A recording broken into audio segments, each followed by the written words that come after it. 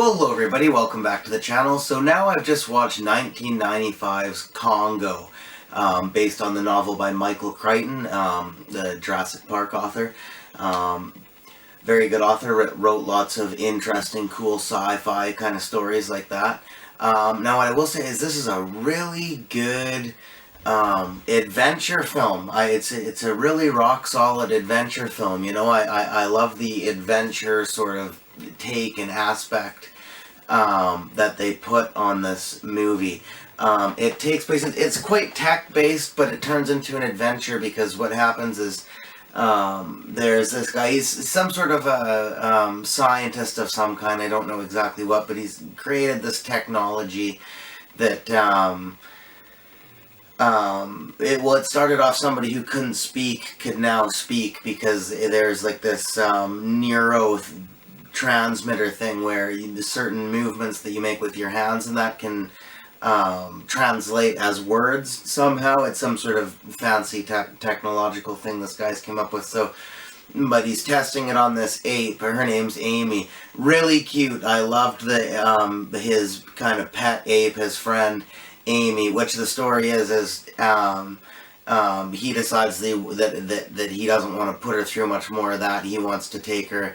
I mean, it's not like this wasn't like cruel animal testing or anything, but it was you know unnatural behavior for an ape to be engaging in, and it was, you know, he used it, I guess, for his advantage for this technology, but he didn't want to, you know, make a habit of keep doing it anymore, so he wants to relocate her back into the wild in the Congo. So, yeah, to make a long story short, that's the premise of the film. So, and yeah, it stars Laura Linney, Tim Curry, and a bunch of other people. My favorite acting performance and my favorite character in this movie actually is by an actor named Emmy Hudson. I think that's how you pronounce his name, I'm not sure. He's sort of you don't really know much about this guy, but he's sort of a, he's kind of a shifty guy, but you trust him, but he's kind of a shifty guy, like he's involved in some sort of illegal stuff, and he's involved with the military and the militia in some way, shape, or form, but he's kind of his own guy. He's got his own mission going on. He's got his own reasons, whatever he's not. But he's a good guy. Like, he's pretty much what holds... He's the charisma, I'd say, that holds the whole movie together, and he's the guy that gets everybody from A to B, and you know, ultimately makes everybody safe and everything. So no, I just really like the charisma of his character. His character's good, but even I like the charisma of his character. And Laura Linney's character also works for another kind of tech company. It's some sort of like communications, like some sort of laser technology or something like that. And so basically, she gets on board with this mission for her own reasons. She's just basically using the idea that these people are going to where her husband went missing, doing something with this technology. She's going to you know, try and find him, but she's just using, she's kind of covering that up and just using this expedition as an excuse to go there and look for herself, right? So it's a really interesting movie, and it's a good movie, and it's like I said, it's more adventure based than it is horror or thriller or sci-fi or anything else. That's what I really like about it. I love the adventure about it.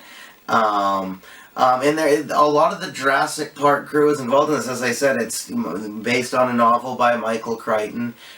Frank Marshall directed the film, actually, again, produced by Kathleen Kennedy. And Stan Winston did the animatronics, and I will say the animatronics are awesome. Like, they hold up to this day.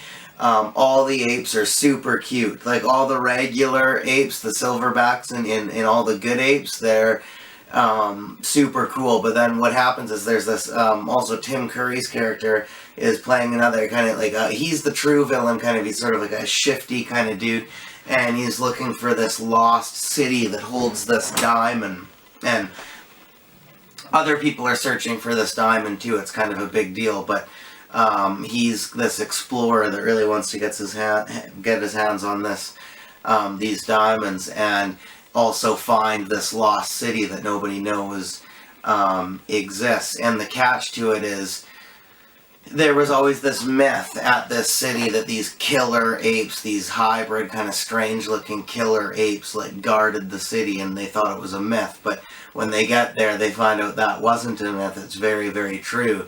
And the catch is actually that what happened was that the people who inhabited this city way back whenever, actually, like, you know, trained or bred or something like that these apes to protect these diamonds, almost like guard dogs per se. But then the apes turned on the humans and killed everybody, and that's why the city's abandoned, and it's just occupied by these killer apes. And yeah, they don't, there's not a lot, like, all the other interactions with the apes in the film are all just the silverbacks, all the regulars, and other animals. There's a hippopotamus attack scene in this movie, which is really cool. You know, lots of snakes, lots of bugs, lots of, you know, they play off the jungle really well. I like that.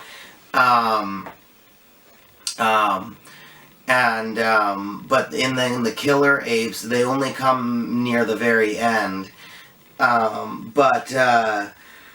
Yeah, they are really, really scary looking, really creepy, and they do just a good job at you know, the violence is good, you know, like, it's not like over the top or anything, but it's just like that, it's that perfect monster movie, like creature feature kind of thing. You can almost quantify it to like a really good shark movie. Like, I'm not comparing it to Jaws, so we'll kind of exclude Jaws from the discussion, but it's almost what you would think of as like a good shark movie, not like a stupid cheesy one, like a good shark movie, right? Like it gives off that sort of vibe to it.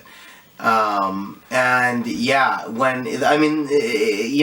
that all that's really good. Some of the stunts, I mean, I will say the stunts are really good because they didn't make the mistake of going overboard what they could do with the animatronics that they have at hand to make it look not so good. But they did a good job at only showing what they truly could with the technology they had at the time.